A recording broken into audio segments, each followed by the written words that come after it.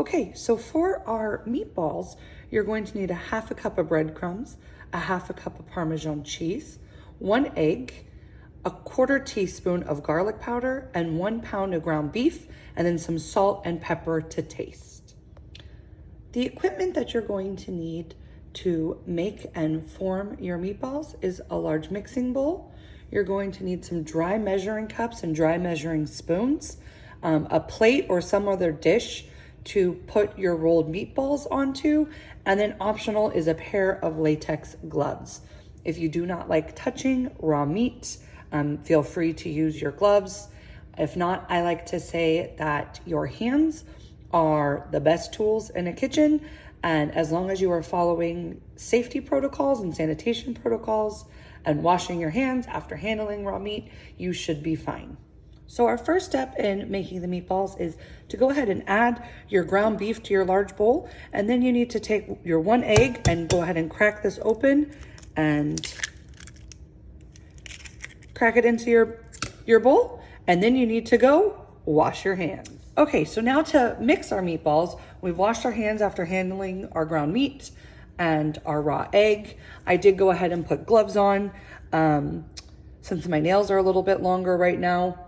So now we're gonna just add the rest of our meatball ingredients into here. So we are gonna take our half a cup of Parmesan cheese, our half a cup of breadcrumbs, our 1/4 teaspoon of garlic powder, and then you're gonna add some salt and pepper to taste. So for me, I don't like things overly salty, and you can always add more salt and pepper at the end, but you can't ever take away the salt and pepper. So I would be very conservative in adding your salt and pepper, and after they're cooked, you can add more. So I'm just gonna do a little small, like maybe 1/8 of a teaspoon. And then I have fresh cracked pepper. You can use any pepper. It could be pre-ground, and I'm just gonna do a couple cracks of that into my bowl. And now the fun part to start mixing. If you really do not want to use your hands, even with gloves on, you can do this part with a spoon, but I find this to be the easiest. I like to grab the meat and I just kind of start to squeeze to get that egg and all the cheese and your seasonings all mixed together into your meatball.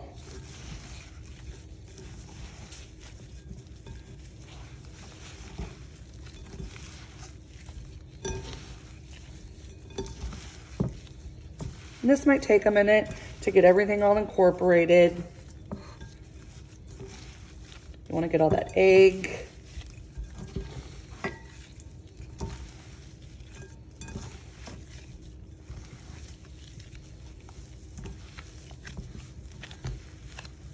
And as you can see, the squeezing method, as I'm kind of grabbing it and squeezing it through my hands, it's helping to really incorporate everything.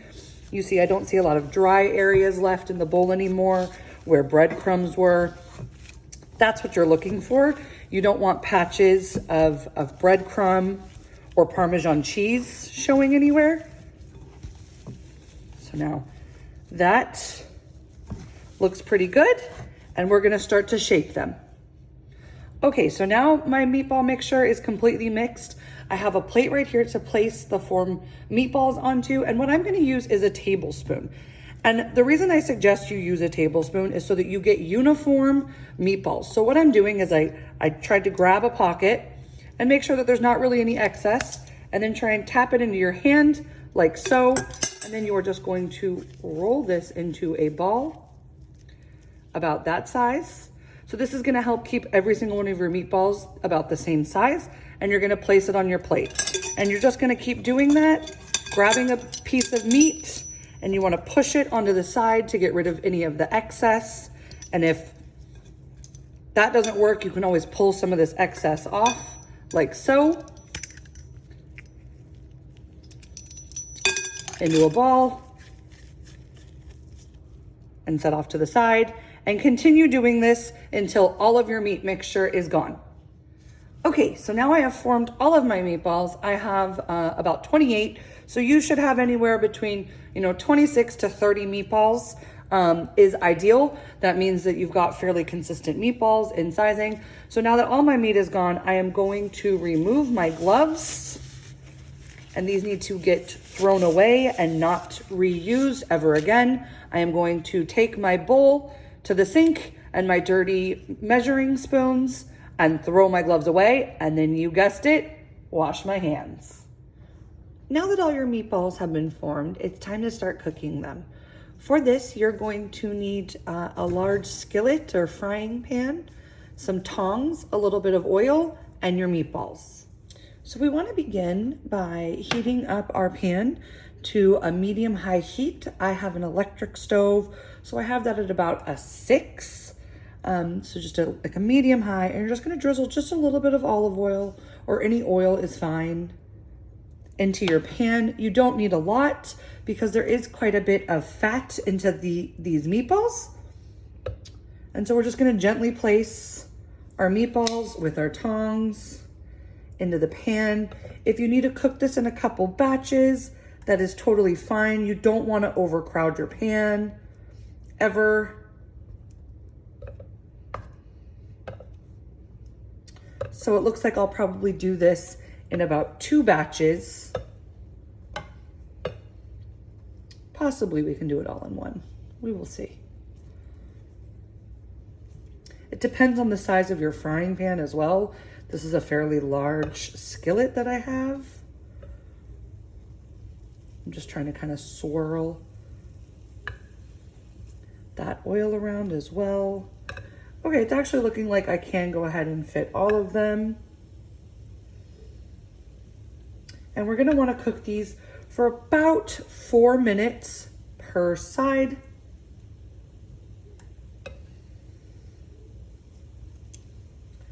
If you have a much smaller frying pan, don't try and cook them all together, but because mine is a bit on the larger side, I think I'm going to be able to fit them all. This might have been a little more crowded than I would have liked, but I think we're gonna make it. Okay, that is all my meatballs. So I'm gonna let these sit and cook for approximately 4 minutes on this side, and then I will flip them. So these have now been cooking for about 4 minutes on the side, and it's really important when you go to flip them, they tend to sometimes get a little stuck to the pan. So you just wanna kind of shake it like so, and flip it over with your tongs. And this is what we're looking for, some nice caramelization and a golden brown. And you're just gonna do this with every meatball and then let them cook on the other side for an additional 4 minutes. So now these have been cooking for about 4 minutes on both sides, but you'll see some areas still has some raw bits. So because these are round, you kind of got to flip them at this point another time, and they should start to not be as delicate as they were the first time you flipped them over, as they're starting to cook and they're really holding together. Now with ground meat, you should cook it with ground beef, you should cook it to about 160 degrees. If you do not have a thermometer, that is completely fine. What we'll do is we can cut one of our meatballs in half, and we could check for any pinkness in the middle. So now that they're all kind of been moved around, at this point you can kind of gently start tossing them a little bit, trying to get all the sides cooked. You can use a spoon if you don't want to use the tongs, but we're just trying to get every single one of those sides of the meatballs cooked. And just keep looking and seeing if there's any pieces that look a little pink, like for instance, that piece right there. It looks like it could be cooked on that side a little bit better.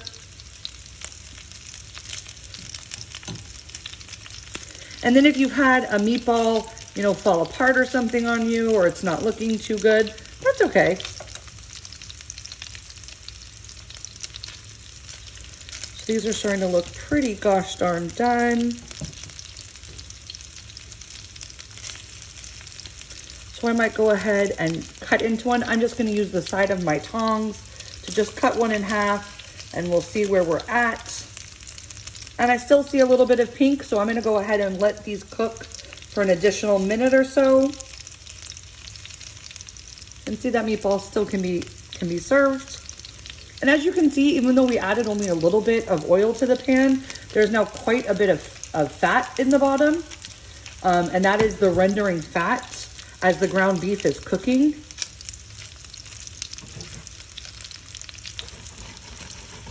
I'm just trying to like shake them around, make sure all those sides are getting nice and cooked.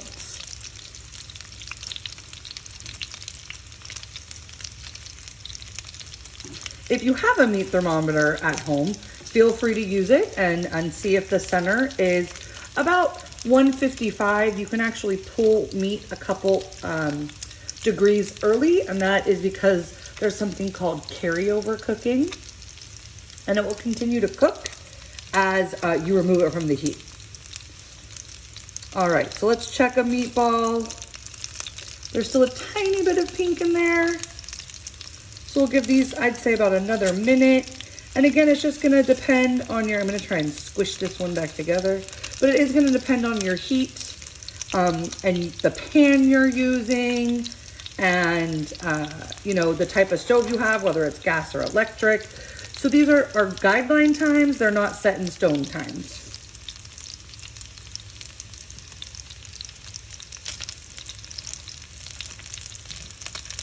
We'll still just keep kind of moving them about.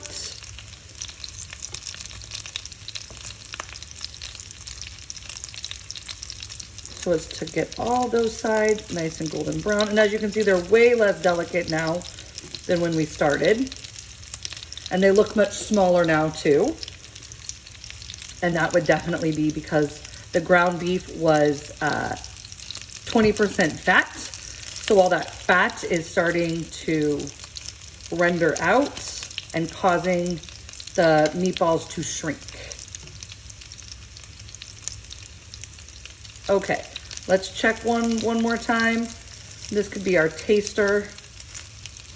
Okay, that is looking good to me. These are ready to go. So now what we're gonna do is we're going to place them onto a clean plate, not the plate that we had the raw ground beef on. So I have grabbed my clean plate, and at this point I'm gonna go ahead and grab them by a spoon and place them onto my plate. Just a lot quicker than using the tongs.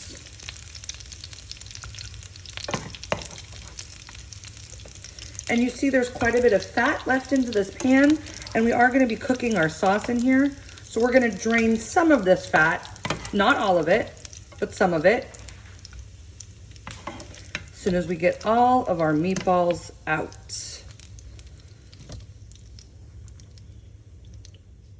So all my meatballs are out, and we wanna keep approximately 2 tablespoons of the grease in our pan. I'm gonna go ahead and remove about half of this.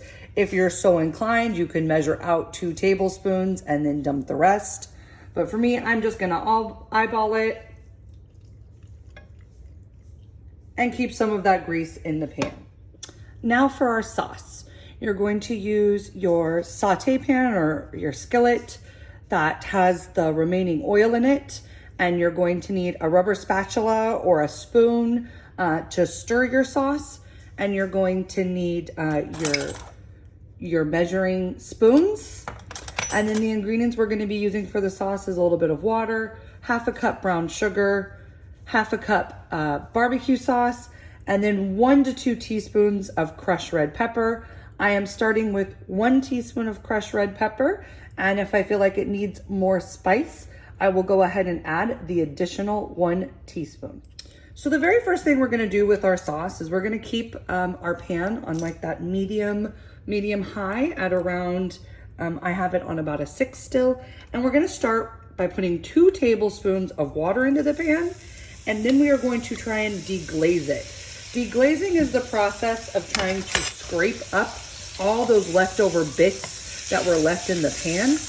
This provides a ton of flavor. You see, I'm just kind of trying to scrape off any of those leftover meatball bits and just scrape it off from the bottom of the pan. And then I'm going to add in my brown sugar and my crushed red pepper. And I'm gonna give this a good mix. And if it starts to look like it's too dry, you can add another tablespoon of oil at a time. Or I'm sorry, a tablespoon of water, not oil. Want to break up all those brown sugar bits. And so this should start to look like a nice caramel.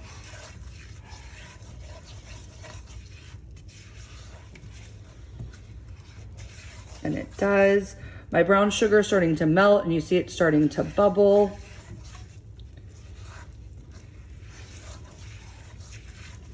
So I don't think I'm gonna need any additional water.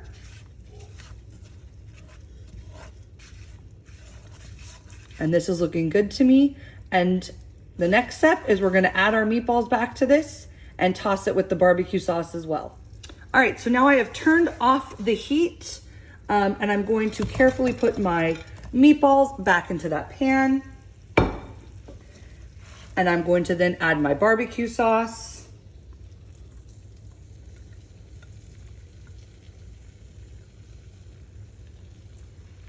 And I'm gonna stir this all together to get these meatballs nice and coated with that brown sugar glaze and the barbecue sauce. So these are meaty, they're salty, they're tangy, they're sweet, and they're spicy. So just wanna get them all tossed together.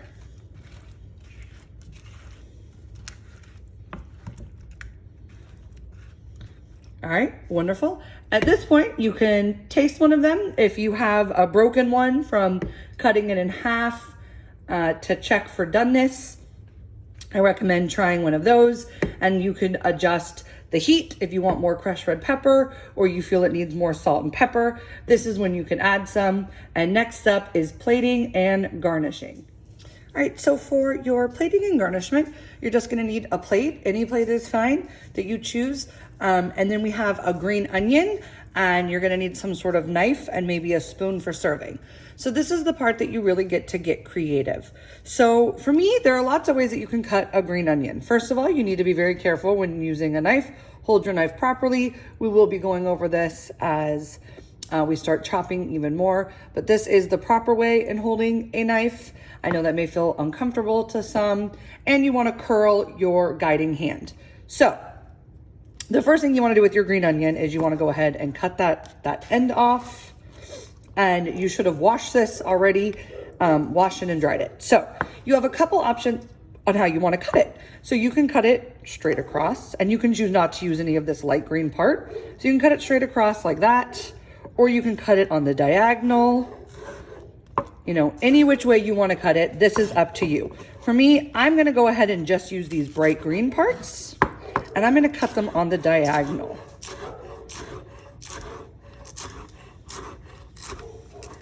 So again, this is completely up to you how you would like to present your final dish, to submit a photo, to be entered into the top chef of the week. So I have this little square plate here. And what I'm going to do is I'm gonna just take a couple of meatballs. I'm gonna place them right in the center. And if you wanted, you can sprinkle more crushed red pepper on top.